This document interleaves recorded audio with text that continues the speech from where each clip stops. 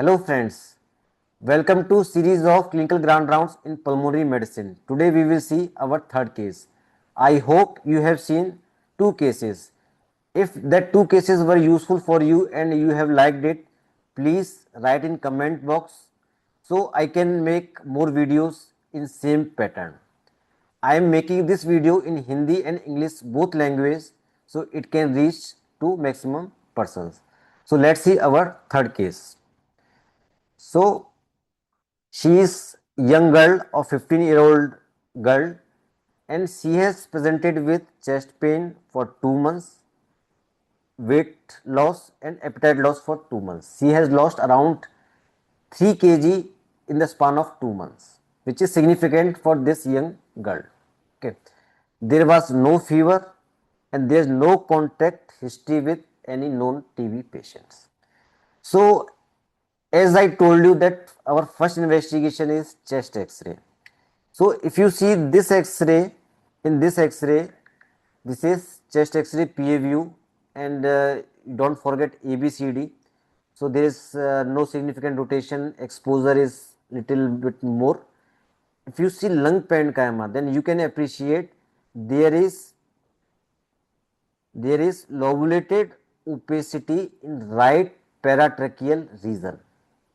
You can appreciate this opacity. Okay.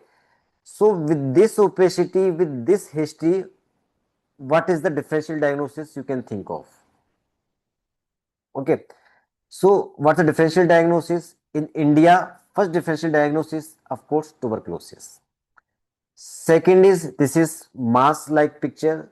So definitely malignancy can be there.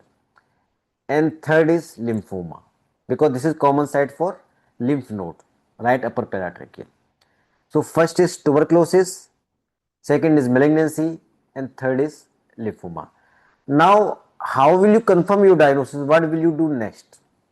Okay, so will you do CT scan? Yes, we have to do CT scan, that to contrast CT, CT thorax, because we have to see extent of opacity and any other opacities present in our thoracic cavity. So we have to see other lymph node stations also. So CT scan thorax was done, which is contrast in a CT scan thorax, CECT thorax. So if you see carefully, you can appreciate there is mass like lesion or there is opacity which is having necrosis, central necrosis present over paratracheal lesion, upper paratracheal lesion, and here is lower paratracheal lesion, and it has central necrosis.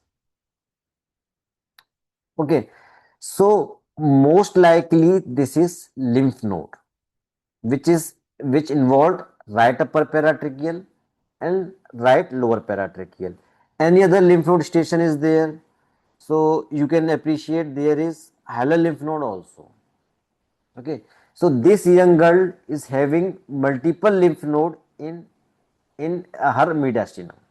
Okay, with central necrosis.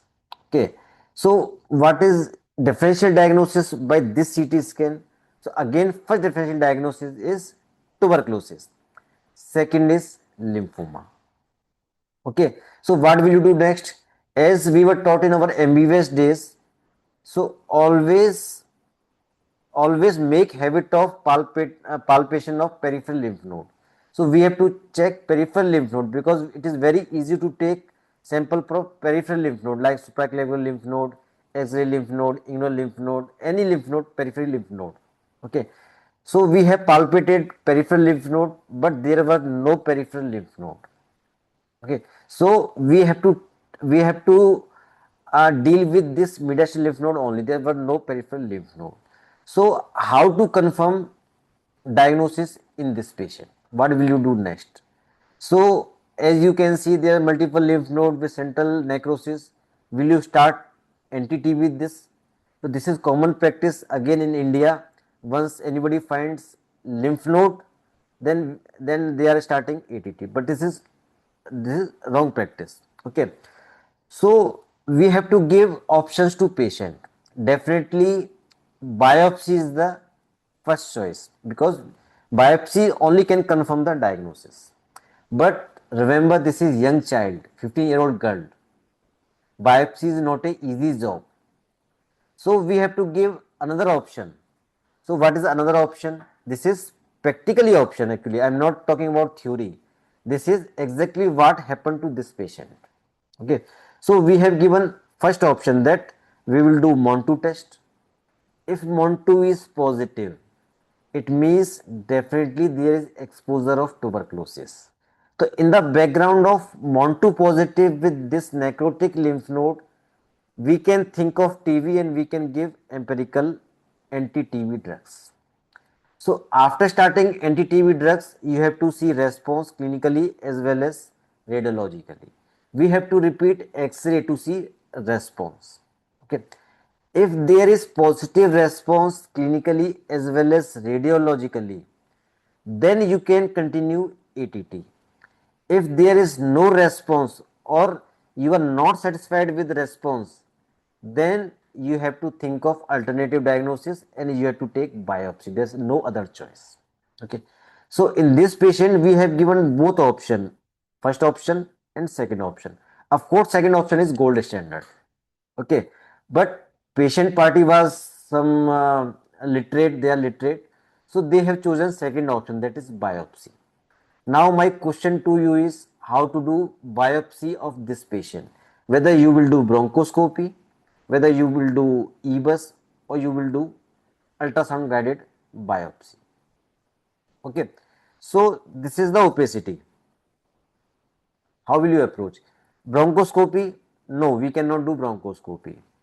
If you can do bronchoscopy, but you can take blind TBNA only and that too cytology. So many times we are not able to confirm diagnosis with cytology. So bronchoscopy is the last option. Okay. Second option is EBUS. Again by EBUS we can take cytology only. We cannot take biopsy. So again diagnosis may not be confirmed with EBUS cytology also. The third option is ultrasound guided. As I told you in previous video also, any opacity or any mass which is touching periphery, if any mass which is touching periphery, then percutaneous biopsy by ultrasound is best method of taking biopsy, either CT guided or ultrasound guided. But ultrasound guided is more preferred because this is radiation free procedure, easy procedure, cheaper procedure. Okay. So in this patient, we have decided to do ultrasound guided biopsy and we did ultrasound guided biopsy.